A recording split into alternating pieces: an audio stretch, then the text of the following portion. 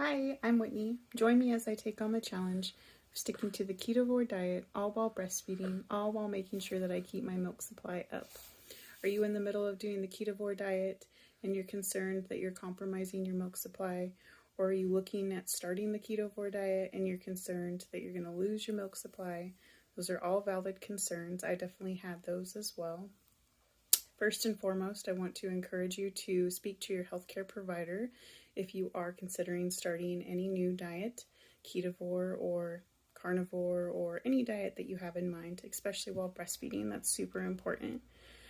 I do think it's very important to stick to a balance between having your keto diet and keeping your milk supply up. So don't go too strict, right? Make sure you find that happy balance for your body so that you can make sure that you don't hurt your milk supply at all. I am currently just starting month 3 of Ketovore.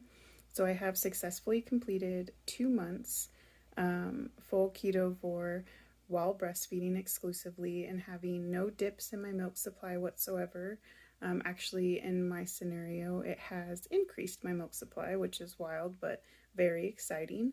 So I wanted to jump on here and share some of my top ways that I make sure that I don't let my milk supply drop and what has worked for me.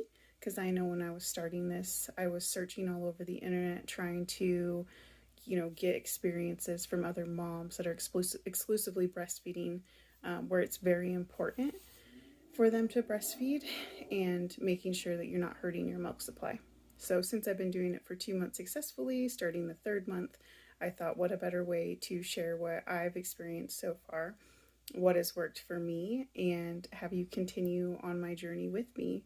And hopefully you'll jump on the journey too if you're interested, and we can just, share information back and forth that will help each other be successful. Okay, so as you heard me state, I am ketovore is what I would consider myself. So a lot more heavy on carnivore side, but also still eat more things than carnivores would. So I consider myself ketovore. So my top 5 things that I would say that has helped me so far in making sure that I have adequate milk supply while doing this. Number 1 would be to make sure that I eat enough high fat. So I make sure that I eat at least 1 to 2 avocados a day, nice healthy fat. And then what's worked for me is I have a minimum of 2 pounds of meat per day, usually red meat, but I will mix it up sometimes throughout the week. But yes, minimum of 2 pounds per day. So usually a pound in the morning and a pound in the evening. I also make sure that I'm incorporating fish at least 2 times a week. So whether that's salmon or tuna or sardines, I try to get those into my diet 2 times a week. Also for high fat, I will sometimes add in olives as a snack. I do like olives a lot. I would normally also add in eggs, but my daughter currently, she has a intolerance to eggs through my breast milk. So I currently can no longer have eggs. I have figured out that that's a trigger. So for me, minimum 2 pounds of meat per day, usually red meat, but I will mix it up. And then I make sure I have at least 1 to 2 avocados per day. All right, number 2 on my top list of 5 would be to make sure that I'm drinking enough fluids. So throughout per day, I have at least 120 ounces of water per day. So my first 40 ounces, I add electrolytes to. And then my other 80 ounces throughout the day I just have is plain water. And then usually every morning I start with an 8-ounce cup of either plain decaf black tea or green tea. So I guess throughout the entire day I would make sure that I'm drinking at least, at minimum, 128 ounces of fluid. And that really makes sure that I'm keeping enough in my body for not only myself, but to have adequate milk supply. Okay, so let's talk about carbs. So number 3 for me would be carbs. I do make sure that I'm getting carbs per day.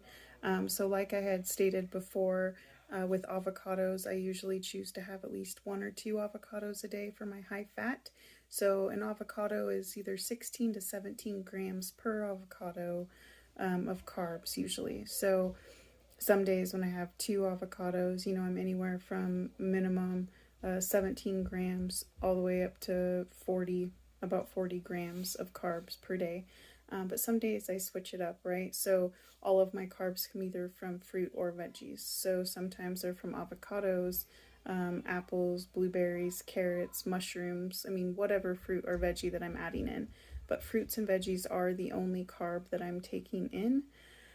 So I just calculate and make sure, I personally don't like to go below 17 grams or 16 grams, usually 17 grams of carbs per day.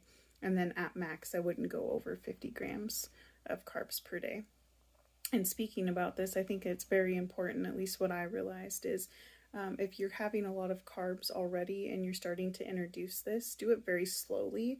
You want to give your body time to adjust to having less carbs, and I think that'll really help with minimizing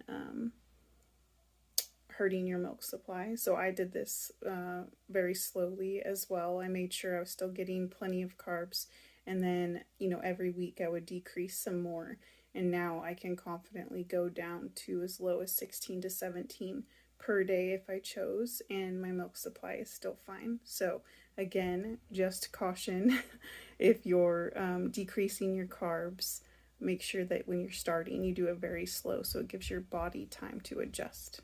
Okay, number 4 for me is download a free app.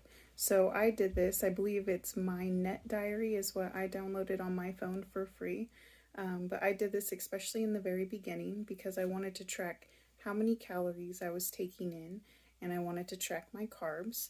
I still occasionally use it, but using it so consistently, and for the most part I eat pretty similar throughout the different days, so I know how much I'm getting when. But definitely in the beginning it was a game changer, being able to make sure that I'm still getting the amount of calories that I need per day, and that I'm still getting a certain amount of carbs, and I can keep track of that as well. And my daughter has intolerances, so I also used it to kind of track what I was eating if something was bothering her stomach. But specifically for Ketovore and tracking for breastfeeding, just use something similar like this so that you can make sure you are getting adequate amount of calories, and that you are still getting a little bit of carbs, and that as you progressively go down, you can track this and you can see how you're doing. And if you realize that something is affecting your amount of milk supply, you can say, oh well, I didn't have that many carbs this day, obviously I need to up that. Or you can see if you were lacking in your calories. So I think it's just a really good way to keep track of what you're doing and what's working for your body, and maybe what's not working for your body, and adjust as needed. All right, last but certainly not least, number 5 is I am still checking diapers. I did this from the very start, and I still do this to this day. I just count and make sure my daughter is having an adequate amount of wet diapers per day. That way I know she is still getting more than enough breast milk, and that she's not becoming dehydrated. And because at this point, so she just turned 5 months, so at this point it's a little late, like your breasts won't be engorged like they used to be, so you can't really tell that way, but you can definitely tell by wet diapers.